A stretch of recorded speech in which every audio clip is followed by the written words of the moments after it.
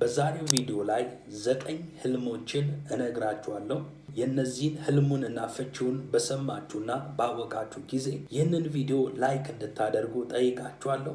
አንደኛ በግ በህልም ማየት፣ ሁለተኛ ፍየል ስታዩ፣ ሶስተኛ የሰማይ ወፎችን ወይ አዕዋፋትን ማየት፣ አራተኛ እሾክ ካያችሁ፣ አምስተኛ መስታወት ስታዩ፣ ስድስተኛ ነጭ ወረቀት ማየት፣ ሰባተኛ አረንጓዴ ሳር ያለበት ቦታ መሆን ስታዩ፣ ስምንተኛ የተደበቀ ዕቃ ስታገኙ ማየት፣ ጎርፍ ሲገደብ ስታዩ ጌታ እግዚአብሔር ምን ብሎ እየተናገራችሁ ነው?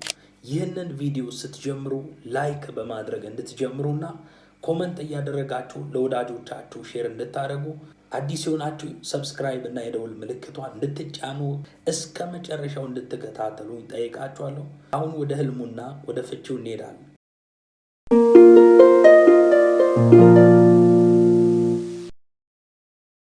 የመጀመሪያው በህልሞቻችሁ በግ ማየት እጅግ በጣም ንጹህ የተቀደሰና ፍጹም የሆነ የየዋህነት፣ የታማኝነት፣ የመለኮታዊ አመራርና የበረከት ምልክት ነው።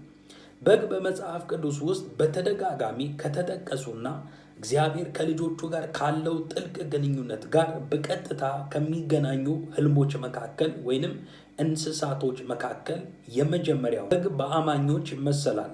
ይህ ማለት አሁን ካለህበት የአገልግሎት የመንፈሳዊ ዝግጅትና ተከታታይ የድል ህልሞች አንጻር በግ ማየት የሚከተሉትን 3 ታላላቅ ህልሞች ወይም ፍቺዎችን ይይዛል። አንደኛ መለኮታዊ ጥበቃና የእግዚአብሔር መንጋ መሆን ነው። በመጽሐፍ ቅዱስ ውስጥ አማኞች በእግዚአብሔር የምስጋና ማሰማሪያ ውስጥ ያሉ በጎች ተብለው ይጠራሉ። እግዚአብሔር አምላክ ደግሞ መልካም እረኛችን እንደሆነ በመጽሐፍ ይናገራል። መዝሙር ምዕራፍ 23 ቁጥር 1 ላይ እግዚአብሔር እረኛዬ ነው የሚያሳጣኝም የለም፣ በለመለመ መስክ ያሳድረኛል፣ በእረፍት ውኃ ዘንድ ይመራኛል፣ ነፍሴን መለሳት፣ ስለ ስሙ በጽድቅ መንገድ መራኝ፣ በሞት ጥላ መካከል እንኳን ብሄድ አንተ ከኔ ጋር ነህና ክፉን አልፈራም፣ በትርህና ምርኩዝህ እነርሱ ያጽናኑኛል እያለ የሚናገረው ዳዊት ነው። እረኛ የሚለው እግዚአብሔርን ነው። እግዚአብሔር እረኛ ከሆነ እሱ ደግሞ የእግዚአብሔርን እረኝነት ተቀብሎ ከተል ማለት ነው። በዮሐንስ ወንጌል ምዕራፍ 10 ቁጥር 14 ላይ መልካም እረኛ እኔ ነኝ፣ አብም እንደሚያውቀኝ እኔም አብን እንደማውቀው የራሴን በጎች አውቃለሁ፣ የራሴም በጎች ያውቁኛል፣ ነፍሴንም ስለ በጎች አኖራለሁ ብሎ ይናገራል። በህልም በግ ማየት እግዚአብሔር አንተንና ቤተሰብህን በጥበቃ ውስጥ እንዳለ የሚጠቁም ህልም ነው። በህልም በግ ማየት እግዚአብሔር አንተንና ቤተሰብን እየጠበቃችሁ መሆኑን ያሳያል። በጎች በታጠረላቸው አጥር ውስጥ እረኛቸው ይጠብቃቸዋል። በግ ማየት በጥበቃ ውስጥ መሆንህን የሚጠቁም ህልም ነው።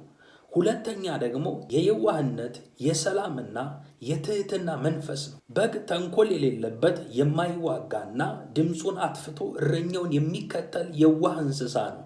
ጌታ ኢየሱስ ክርስቶስም ስለ እኛ ነፍሱን አሳልፎ የሰጠ የእግዚአብሔር በግ ተብሎ እንደተጠራ በዮሐንስ ወንጌል ምዕራፍ 1 ቁጥር 29 ላይ ይናገራል። ይህ ህልም ካለፍክበት የውስጥ ፍርሃትና እግዚአብሔር በውስጥ ላይ ፍጹም የሆነ ሰማያዊ የሰላምና የማረፍ መንፈስ መኖሩን ያሳያል። ሶስተኛ በግ ስታዩ ታላቅ የበረከት የእረፍትና የፍሬ ዘመን እንደሆነ ይናገራል። በጥንታዊ እስራኤላውያን ባህል በግ የሀብትና የብልጽግና መለኪያ ነበረ። ከበግ ጸጉሩ ልብስ፣ ከወተቱና ከስጋው ደግሞ ምግብና በረከት ይገኝበታል። በግ ማየት የልፋት ፍሬ የሚበዛበት በረከት የሚባረክበትና የኢኮኖሚ የበዛ የእረፍት ምዕራፍ ወደ ቤት መግባቱን የሚያበስር ህልም ነው። ሁለተኛ ደግሞ በህልሞቻችሁ ፍየል ስታዩ፣ ፍየል ማየት እንደ በግ ፍጹም አዎንታዊ ብቻ ሳይሆን እንደ ህልሙ አውድ ባለ 2 ገጽታ ማስጠንቀቂያና የጽናት ትርጉም የያዘ መለኮታዊ መልእክት ነው። ፍየል በተፈጥሯ እልከኛ፣ በራሷ መንገድ ብቻ የምትሄድ አለታማ ስፍራዎች ላይ የመኖር ልዩ ብቃት ያላት እንስሳት ናት። ፍየል ስታዩ እነዚህን 3 ትርጉሞችን ይዟል። የመጀመሪያው የመለየትና የባህሪ ምርጫ ነው። በመጽሐፍ ቅዱስ ውስጥ ፍየል ከበግ በተቃራኒ ለብቻዋ የምትቆም የእረኛውን ድምፅ በየዋህነት ከመስማት ይልቅ የራሷን የነፃነት መንገድ የምትመርጥ እንስሳት ናት። ጌታ ኢየሱስ ክርስቶስ በማቴዎስ ወንጌል ምዕራፍ 25 ቁጥር 32 እስከ 33 ላይ ስለ መጨረሻው ፍርድ ሲናገር እንዲህ ይላል። ሕዝቦችም ሁሉ በፊቱ ይሰበሰባሉ፣ እረኛውም በጎቹን ከፍየሎቹ እንደሚለይ እርስ በርሳቸውም ይለያቸዋል፣ በጎቹን በቀኙ ፍየሎቹን ግን በግራው ያቆማቸዋል ይላል። ሁለተኛ አጥርን የመጣስና የአመፅ መንፈስ ውጊያ ነው። ፍየል በማንኛውም የታጠረ አጥር ውስጥ አትቀመጥም። ሁል ጊዜ አጥር ጥሳ ለመውጣት ወይም ለማፍረስ ትሞክራለች። በህልም ፍየል ማየት በትናንሽ የሰዎች ወሬ ወይም በውስጥ የጥርጣሬ ሀሳቦች አማካኝነት ያንን ሀሳብህን ውስጥ ሊረብሽ ወይም በትዳርህ በላይፍ ላይ እልህና ጭቅጭቅን ሊያመጣ እንደሚፈልግ የሚያሳይ የማስጠንቀቂያ ምልክት ነው። ነገር ግን አጥርህ የጸና ስለሆነ ንቁ መሆን ብቻ እንዳለብህ ጌታ ያስጠነቅቃል። ሶስተኛ ፍየል ማየት በአስቸጋሪና በአለታማ ስፍራዎች ላይ የመቆም አቅም ነው። በሌላ አዎንታዊ በመጽሐፍ ቅዱሳዊ አውድ የዱር ፍየሎች ማንም ሰው ሊቆምባቸው በማይችል ቋጥኞችና ገደላማ ታችና ላይ ሚዛን የመቆም ድንቅ ተፈጥሯዊ ችሎታ አላቸው። በመዝሙር 104 ቁጥር 18 ላይ ከፍታ ያላቸው ተራሮች ለዱር ፍየሎች መሸሸጊያዎች ናቸው ይላል። ይህ አሁን ካለህበት የህይወት ምዕራፍ በከፍታ ቦታዎች ላይ የመጽናት ምልክት ነው። ህልሙ የሚያሳየው በትናንትናው የፈተና ጫና ውስጥ ስታልፍ እግዚአብሔር በአስቸጋሪ ሁኔታዎች ውስጥ ሳትወድቅ በጽናት መቆም የምትችልበትና ጠንካራ ማንነት እንዳስጨበጠህ ምልክት እየሰጠ ነው። ሶስተኛ በህልሞቻችሁ የሰማይ አዕዋፋትን ማየት። በህልም የሰማይ አዕዋፋትን ማየት እጅግ በጣም ረቂቅ፣ ሰፊና እንደ ህልሙ ሁኔታ የተለያየ መለኮታዊ ሚስጥር የያዘ ራእይ ነው። አዕዋፋት በምድርና በሰማይ መካከል የሚበሩ ነፃነት ያላቸው እንዲሁም ደግሞ መልእክቱና መንፈሳዊ ኃይላትን የሚወክሉ ፍጥረታት ናቸው። በህልም የሰማይ አዕዋፋትን ማየት እጅግ በጣም ሰፊና እንደ ህልሙ ሁኔታ የተለያየ መለኮታዊ ሚስጥር የያዘ ራእይ ነው። አዕዋፋት በምድርና በሰማይ መካከል የሚበሩ ነፃነት ያላቸው እንዲሁም መልእክትንና መንፈሳዊ ኃይላትን የሚወክሉ ፍጥረታት ናቸው። ሰማይ አዕዋፋትን ስታዩ በዚህ በሶስቱ በአንዱ መፍታት ትችላላችሁ። አንደኛ መለኮታዊ አቅርቦት የሚያሳይ ነው። በመጽሐፍ ቅዱስ ውስጥ የሰማይ አዕዋፋት እግዚአብሔር ለልጆቹ የሚያደርገውን ድንቅ አቅራቦትና እንክብካቤ ማሳያ ናቸው። ጌታ ኢየሱስ ክርስቶስ በተራራው ስብከት ላይ በማቴዎስ ምዕራፍ 6 ቁጥር 26 ላይ የሰማይን ወፎች ተመልከቱ፣ አይዘሩም፣ አያጭዱም፣ ጎተራም አይከቱም፣ የሰማዩ አባታችሁም ይመግባቸዋል፣ እናንተም ከነርሱ እጅግ አትበልጡምን ብሎ ይናገራል። ይህ ህልም አሁን ላለህበት የውስጥ ፍርሃት የማይመቸውን የህይወት ምዕራፍ የማሸነፍ ጉዞ ፍጹም መንፈሳዊ ወይም ሰማያዊ ማረጋገጫ ነው። እግዚአብሔር ለአንተ፣ ለትዳር፣ ለአገልግሎት፣ ለስራ፣ ለማንኛውም የህይወት ጉዳይ ላይ እግዚአብሔር ለኢኮኖሚ የሚያስፈልገውን በረከት ሁሉ ልክ ለሰማይ አዕዋፋቶች እንደሚያደርገው ያለ ምንም ከባድ ጭንቀት እንደሚያቀርብልህ አቅራቦት እንደሚያመጣልህ የሚያሳይ ህልም ነው። ህልሙ የእረፍትና የነፃነት አዋጅ ነው። ሁለተኛ የሰማይ አዕዋፋትን ማየት ሰማያዊ መገለጥ፣ ራእይና የጸጋ ከፍታ እንደሆነ ይናገራል። አዕዋፋት ከምድር ጫጫታ በላይ ርቀው በሰማይ ከፍታ ላይ የመብረር አቅም አላቸው። የሰማይ አዕዋፋትን ማየት አእምሮህና መንፈሳዊ እይታ ከምድራዊና ከሰዎች ትናንሽ ወሬዎች በላይ ከፍ ማለቱን የሚያሳይ ነው። ሶስተኛ ደግሞ የማስጠንቀቂያ ገጽታ ነው። መጽሐፍ ቅዱስ በማቴዎስ ወንጌል ላይ የሚናገር ሐሳብ አለ። የተዘራውን ቃል የሚሰርቅ የቃሉ ስርቆት መንፈሳዊ ስርቆት እንደሆነ መጽሐፍ ቅዱስ ላይ ይናገራል። በመጽሐፍ ቅዱስ አውድ ወፎች አንዳንድ ጊዜ በምሳሌነት ጠላት የዘራውን መልካም ዘር ወይ ሐሳብ ለመስረቅ የሚያደርገውን ሙከራ የሚያመለክቱ ናቸው። ስለ ዘሪው ታሪክ ሲናገር በማቴዎስ ምዕራፍ 13 ቁጥር 4 ላይ እርሱም ሲዘራ አንዳንዱ በመንገድ ዳር ወደቀ፣ ወፎችም መጥተው በሉት ይላል። በኋላም ሲተረጉምላቸው ወፎች መጥተው ዘሩን የበሉት የክፉ መንፈስ ምሳሌ እንደሆኑ ተደርጓል። እዚህ አዕዋፋትን ማየት አንደኛው አቅጣጫ በክፉ መንፈስ ይመሰላል። ማለትም የተዘራውን ዘር ይለቅማሉ ብሎ ይናገራል። ሰዎች በውስጣቸው ላይ ያለውን ትንቢት፣ በውስጣቸው ላይ ያለውን ቃል፣ የሰሙትን እውነት በሰሙት ቃል በሰሙት እውነት እንዳይኖሩ ከልባቸው ላይ እንዳያስተውሉ እንደሚወስድ እንደሚለቅም መጽሐፍ ቅዱስ በዚህ ክፍል ላይ ይናገራል። ስለዚህ የክፉ መናፍስቶች የእውነተኛውን የእግዚአብሔርን ቃል መንፈሳዊ ዓለም የሚለቅሙ መናፍስቶች እንደሆኑ ፍንጭ ይሰጣል። አራተኛ በሕልሞቻችሁ እሾክ ስታዩ። በሕልም እሾክ ማየት እጅግ በጣም ግልጽ የሆነ የእንቅፋት፣ የጭንቀት፣ የትግልና የባዶነት የመርገም መንፈስ ምልክት ነው። እሾክ በመጽሐፍ ቅዱስ ታሪኩ ምድር ከውድቀት በኋላ ያፈራችው የመጀመሪያው የክፋትና የስቃይ መገለጫ ነው። እሾክ ማየት የሚከተሉትን 3 ፍቺዎችን ሊይዝ ይችላል። አንደኛ፣ የአዳም መርገም በከንቱ ልፋትና ድካም እንደሆነ ፍንጭ የሚሰጥ ነው። በሰው ልጅ ታሪክ ውስጥ እሾክ ለመጀመሪያ ጊዜ የተጠቀሰው አዳምና ሔዋን ሕጉን ጥሰው በወደቁ ጊዜ እግዚአብሔር ምድር ሲረግማት እንደሆነ በዘፍጥረት ምዕራፍ 3 17-18 ይናገራል። አንተ በምትበላባት ዘመን ሁሉ በድካም ከእርሷ ትበላለህ፣ እሾክና አሜኬላ ታበቅልልሃለች ይላል። በሕልም እሾክ ማየት ጠላት በሕይወት የድካም መንፈስ ሊያመጣ የሚችል መንፈስ እንዳለ ፍንጭ። ነገር ግን አንተ የምታልፍበት ዋጋ የከፈልክበት ዘመን የቃርሚያ ዘመን አብቅቶ ወደ ዋናው የምርኮ ዘመን ውስጥ የበረከት ምዕራፍ ውስጥ እንደገባ ጌታ ኢየሱስ ክርስቶስ ነፃነትን ሰጥቷል። ማለትም ብሉይ ኪዳን ላይ ያለውን በአዳም የመጣው መርገም በኢየሱስ ክርስቶስ እንደተሰበረ ነፃ እንደወጣን ይናገራል። ገላትያ ምዕራፍ 5 ላይ በነፃነት እንድንኖር ክርስቶስ ነፃ አውጥቷቸዋል። እንደገና በባርነት ቀንበር እንዳትያዙ ጸንታችሁ ቁሙ ብሎ ይናገራል። ስለዚህ አሁን ለአንተ ይሄ መልእክት ምንድነው? ነፃ ወጥተሃል። ነገር ግን በመንፈስ ዓለም እንድትጸናና በእግዚአብሔር ዓለም ውስጥ እንድትኖር የሚያስጠነቅቅ ፍንጭ የሚሰጥ ነው። ሁለተኛ ደግሞ እሾክ ስታይ ሁለተኛ የዓለም ሐሳብ ነው። የዓለም ሐሳብ የገንዘብ ማታለልና የውስጥ ጭንቀት ነው።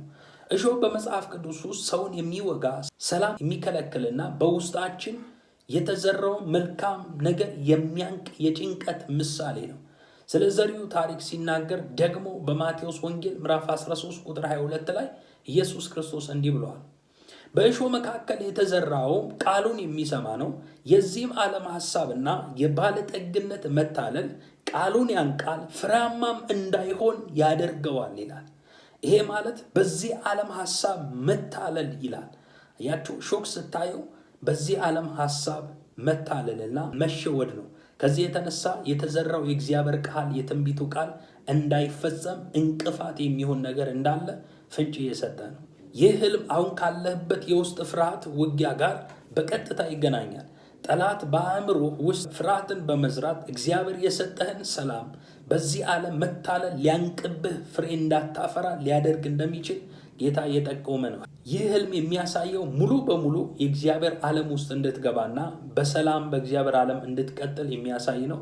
ሶስተኛ ደግሞ እሾህ ማየት በኢየሱስ ክርስቶስ የተሰበረ ስልጣን ነው። ጌታ ኢየሱስ ክርስቶስ በመስቀል ላይ በቆሰለ ጊዜ በራሱ ላይ የእሾህ አክሊል እንደተደፋበት በማቴዎስ ምዕራፍ 27 ቁጥር 29 ላይ ይናገራል። ከእሾህም አክሊል ጉንጉኑን በራሱ ላይ በቀኝ እጁም መቃ አኖሩ፣ በፊቱም ተንበርክከው ብሎ ይናገራል። የዚህ መንፈሳዊ ሚስጥር ጌታ የእኛን መርገም፣ ድካም፣ ጭንቀትን የዚህ መንፈሳዊ የፍቺው ሚስጥር ጌታ የእኛን መርገም፣ የእኛን ድካም ሊያንቅ የተዘጋጀውን እሾህ በራሱ ላይ ተሸክሞ መወጋቱን ያሳያል። በእኛ ድካም በእኛ ስቃይ እሱ እንደተሰቃየ እንደደከመ እንደተወጋ ፍንጭ የሚሰጥ ነው። እሾህን ማየት ውጊያው መኖሩን ቢያሳይም በክርስቶስ ኢየሱስ ስም ግን ያ እሾህ በሙሉ እንደተሰበረና ለአንተ የተዘጋጀው የክብር የነፃነት በረከት የበረከት ዘመን መሆኑን የሚያረጋግጥ ህልም ነው። አምስተኛ በህልሞቻችሁ መስታወት ማየት። በህልም መስታወት ማየት እጅግ በጣም ረቂቅ ጥልቅና ኃይለኛ የሆነ የራስን ማንነት የመፈተሽ የእውነት የመገለጥና የመንፈሳዊ ማንነት መታያ ምልክት ነው።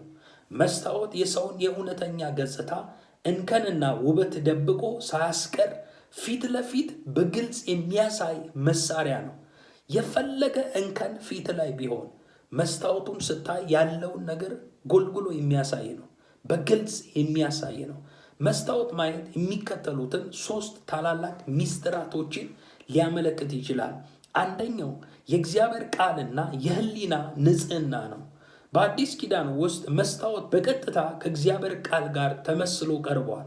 የእግዚአብሔር ቃል የውስጥ ማንነታችን ድክመታችንና ክብራችንን ማንነታችንን ፍንትው አድርጎ የሚያሳየን ሰማያዊ መስታወት ነው።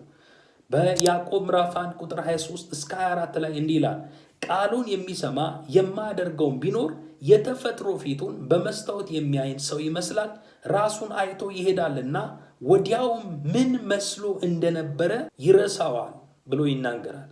በሕልም መስታወት ማየት እግዚአብሔር አእምሮህንና ልብህን በቃሉ ብርሃን እያበራል መሆኑን ያሳያል። ሁለተኛ ደግሞ መለወጥና መለኮታዊ ክብር እንደሆነ ይናገራል። መስታወት ብርሃንንና የፊታችንን ክብር አንጸባርቆ ያሳያል።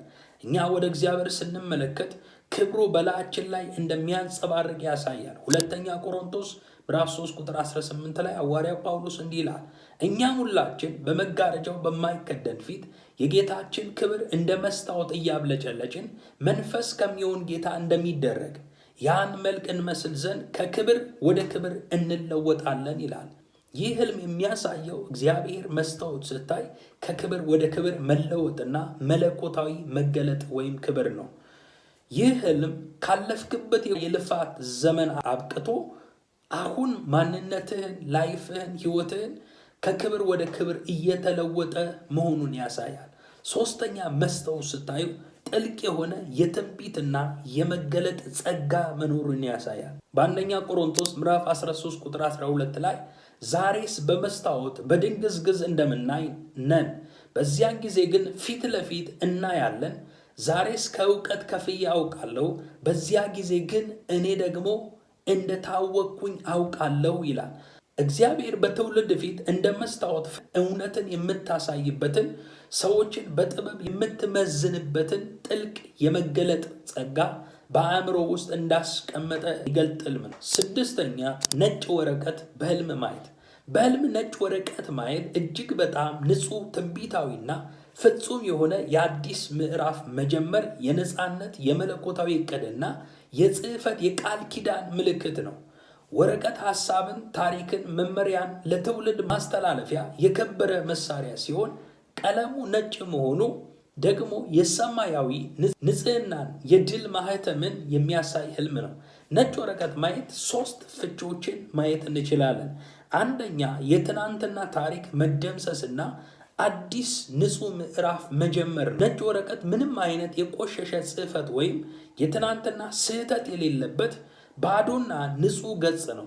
እግዚአብሔር የልጆቹን የትናንትና በደል፣ ፍርሃትና መርገም ሲደመስስ ታሪካቸውን እንደ ነጭ ወረቀት ያበራላቸዋል። በኢሳይያስ ምዕራፍ 43 ቁጥር 25 ላይ መተላለፍህን ስለ እኔ የሚደመስስ እኔ ነኝ፣ ኃጢአትህንም አላስብም ይላል። እግዚአብሔር በሕይወትህ አዲስ ንጹህ የታሪክ ገጽ እንደገለጠልህ ያሳያል። የትናንቱ የክስና የፍርሃት ማህደር ተዘግቶ ዛሬ በፊትህ የተቀመጠው ነጭ ወረቀት የነፃነትህና የእረፍትህ አዋጅ ነው። መጽሐፍ ቅዱስ ስለ ኢያሱ ሲናገር ካህኑ ኢያሱ በእግዚአብሔር ፊት እያገለገለ እያለ ሰይጣን መጥቶ ኢያሱን ይከሰው ነበረ። እድፋም ልብስ ለብሷል ይላል። የእግዚአብሔር መልአክ መጥቶ እንደዚህ ብሏል፣ በኢያሱ አጠገብ ያሉትን እድፋሙን ልብስ አውልቁለት፣ እድፋሙን ጥምጣም ከላዩ ላይ አንሱ ካለ በኋላ አዲስ ልብስ አልብሱት ይላል። ተመልከቱ፣ አዲስ ልብስ አልብሱት። ጠላት በሕይወቱ ላይ በላይፉ ላይ ሲከሰው እንደነበረ እና እግዚአብሔር የክስን ፋይል እንዳስረሳ ከላዩ ላይ በአዲስ ማንነት እንደገለጠለት ያሳያል። ነጭ ወረቀት ማየት በተመሳሳይ አቅጣጫ ያለፈውን የክስ ፋይል ጌታ አንስቶ አዲስ የአገልግሎት ምዕራፍ፣ የህይወት ምዕራፍ፣ የክህነት ምዕራፍ ጌታ እየሰጠ እንደሆነ ፍንጭ ይሰጣል። ሁለተኛ ደግሞ መለኮታዊ ጥሪና መጽሐፍ እንደምትጽፍ ፍንጭ የሚሰጥ ነው። በዕንባቆም ምዕራፍ 2 ቁጥር 2 ላይ እግዚአብሔርን መለሰልኝ እንዲህም አለ፣ አንባቢው ይፈጥን ዘንድ ራእዩን በጽላት ላይ ግለጠው ብሎ ይናገራል። እንዲሁም በራእይ ምዕራፍ 1 ቁጥር 11 ላይ የምታየውን በመጽሐፍ ጽፈ ብሎት ለ7ቱ አብያተ ክርስቲያናት እንዲልክ ገልጦለታል። በሕልም ነጭ ወረቀት ማየት አእምሮ ሰማያዊ መገለጦችንና መልእክቶችን ለመቀበል ፍጹም የተዘጋጀ መሆኑን ፍንጭ የሚሰጥ ነው። ወረቀቱ ባዶ መሆኑ የቀረውን ታሪክ በአዲስ ስኬትና ድል አንተ ራስህ ጻፈው የሚል መለኮታዊ ፈቃድ አግኝታል ማለት ነው። ሶስተኛ ደግሞ ነጭ ወረቀት ስታዩ የሰማይ ፈቃድ፣ ስምምነትና የቃል ኪዳን ማረጋገጫ ነው። ነጭ ወረቀት በንጉሥ ፊት ለታላቅ አዋጅ፣ ለሹመት ወይም ለነፃነት ስምምነት የሚቀርብ የሰነድ ምሳሌ ነው። ሰባተኛ አረንጓዴ ሳር ያለበት ቦታ መሆኑ። ይህ ህልም እጅግ በጣም ታላቅ ጥልቅና ፍጹም የሆነ የእረፍት የበረከት ማረጋገጫ፣ የፈውስና የመለኮታዊ አቅርቦት ምልክት ነው። አረንጓዴ ሳር በመጽሐፍ ቅዱስ አውድ የረሃብ የጭንቀት ዘመን አብቅቶ ሕይወት የሚለመልምበትና የምታርፍበት የመጨረሻው የደህንነት ወይንም የድል ስፍራ ነው። ይህ ህልም ማየት ታላላቅ ፍቺዎችን እንመልከት። የመጀመሪያው ወይ አንደኛው ፍጹም የሰላም ረፍትና የብልጽግና ማሰማሪያ ነው።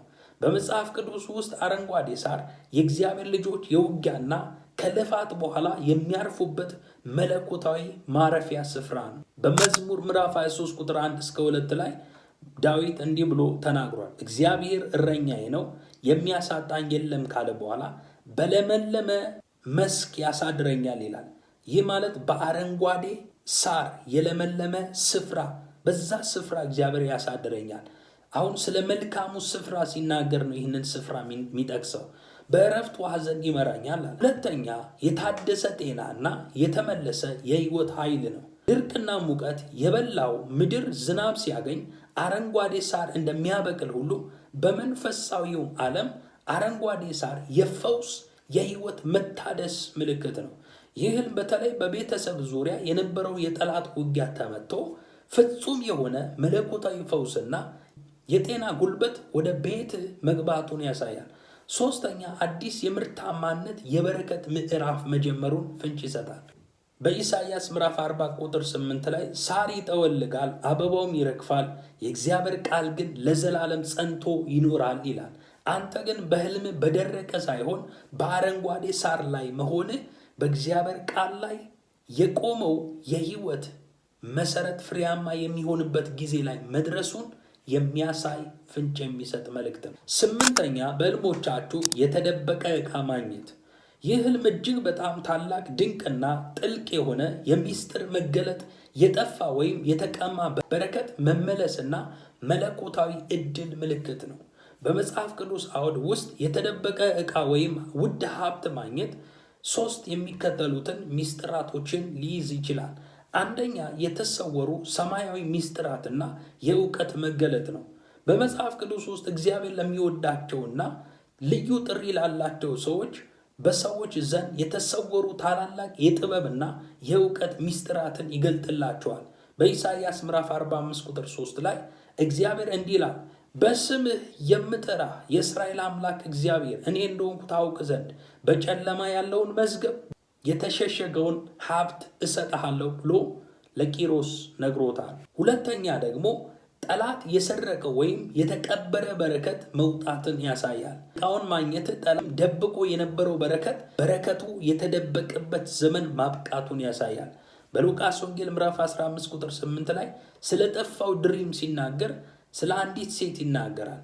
ሴቲቱ መብራት አብርታ የጠፋባትን አንድ ድሪም ለማግኘት ከነበራት 10 ድሪም አንድ ድሪም ጠፋባት። ያን የጠፋባትን ለማግኘት መብራት አብርታ ቤቷን ጠርጋ የጠፋባትን ድሪም እስክታገኝ ድረስ አጥብቃ ፈለገችልና ባገኘችውም ጊዜ ታላቅ ደስታ እንደሆነ ይናገራል። ይህን በትዳርህ፣ በአገልግሎትህ፣ በኢኮኖሚ፣ በቤተሰብ ላይ የሚመጣ ታላቅ የደስታ ዜና ነው። ጠላት በህመም ወይም በፍርሃት ሊደብቀው የሞከረው ወይንም በማይመች የህይወት ምዕራፍ ውስጥ ሊሰውር የፈለገውን የቤትህን ሰላም፣ በረከትህን አሁን ሙሉ በሙሉ እንደተገለጠ ከጠፋበት፣ ከተሰወረበት፣ ከተደበቀበት ቦታ እንደተገኘ ወይንም በሩ እንደሚከፈትልህ የሚያሳይ ነው። ሶስተኛ ደግሞ የእግዚአብሔር መንግስትና እውነተኛ ጥሪ ማግኘት ነው። በማቴዎስ ወንጌል ምዕራፍ 13 ቁጥር 44 ላይ ጌታ ኢየሱስ ክርስቶስ እንዲህ ብሎ ተናግሯል። መንግስተ ሰማያት በእርሻ ውስጥ የተሰወረውን መዝገብ ትመስላለች። ሰውም አግኝቶ ሰወረው፣ ከደስታውም የተነሳ ሄዶ ያለውን ሁሉ ሸጠ፣ ያን እርሻ ገዛ ብሎ ይናገራል። ስለዚህ ይህ የእግዚአብሔርን መንግስት እውነተኛ ጥሪ ማግኘትን የሚያሳይ ህልም ነው። ዘጠነኛና የመጨረሻው በህልማቸው ጎርፍ ሲገደብ ማየት። ይህንን ህልም ማየት እጅግ በጣም ኃይለኛ ስልታዊና ፍጹም የሆነ የመለኮታዊ ጣልቃ ገብነት፣ የድል የጠላት መሸነፍና የጥቃት ምልክት ነው። ጎርፍ በመጽሐፍ ቅዱስ አውድ ድንገት የሚነሳ ከባድ መከራ፣ የጠላት ጥቃት፣ ውድመት ወይም ሰውን ጠራርጎ ለመውሰድ የሚመጣ የፍርሃትና የጭንቀት ማዕበል ነው። ያ ጎርፍ ሲገደብ ወይም ሲቆም ማየት ድንቅ የሆነ ሰማያዊ ኃይል በታሪክ ላይ መፈረዱን ወይንም በህይወት ላይ መገለጡን ያሳያል። ይህ ህልም የሚከተሉትን 3 ታላላቅ ፍቺዎችን እንመልከት። አንደኛ፣ ጎርፍ ሲገደብ ማየት እግዚአብሔር በጠላት ማዕበል ላይ የቆመበት ታላቅ ድል ነው። ጎርፍ በድንገት ሰውን፣ ትዳርን፣ ኢኮኖሚ ማስጠም የሚመጣ የጠላት ውጊያ ምሳሌ ነው። ነገር ግን እግዚአብሔር ያንን ጎርፍ የሚገድብበት የራሱ የሆነ ሰማያዊ መከላከያ አለው። በትንቢተ ኢሳይያስ ምዕራፍ 59 ቁጥር 19 ላይ እንዲህ የሚል አስደናቂ ቃል አለ። ጠላት እንደ ጎርፍ በሚመጣበት ጊዜ የእግዚአብሔር መንፈስ በእርሱ ላይ ዓላማ ወይንም የመከላከያ ግድብ ያነሳበታል። ማለትም የእግዚአብሔር መንፈስ በእርሱ ላይ ዓላማ ብሎ ይናገራል። ይህ ህልም በትዳርህ፣ በአገልግሎትህ፣ በጀመርካቸው ነገሮች ላይ፣ በጤና ላይ፣ በኢኮኖሚ ላይ ሊመጣ የነበረው ከባድ የፍርሃትና የድንጋጤ ጎርፍ በመለኮታዊ ኃይል እንደተገደበና እንደቆመ ያሳያል። ጠላት አንተን ለማስጠምና ትኩረትን ለማሳጣት ያቀደው ሴራ ሙሉ በሙሉ እንደከሸፈ ፍንጭ ይሰጣል። ሁለተኛ ደግሞ የዮርዳኖስ መድረቅና ወደ ተስፋይቱ ምድር መሻገር ነው። ጎርፍ ሲገደብ ማየት በእስራኤላውያን ታሪክ ውስጥ ዮርዳኖስ ወንዝ በከፍተኛ ሁኔታ ሞልቶ ይፈስ እንደነበረ ይናገራል። ህዝቡ እንዳይሻገሩ አግዷቸው፣ ከልክሏቸው እንደሆነ መጽሐፍ ቅዱስ ይነግረናል። ነገር ግን ታቦቱን የተሸከሙ ካህናቶች እግራቸው ውሃውን ዳርቻ ሲረግጡ ውሃው እንደተገደበ፣ ውሃው እንደደረቀ፣ ጎርፍ አላሳልፍ ያለው ነገር እንደተከለከለ በኢያሱ ምዕራፍ 3 ቁጥር 16 ላይ እንዲህ ብሎ ይናገራል።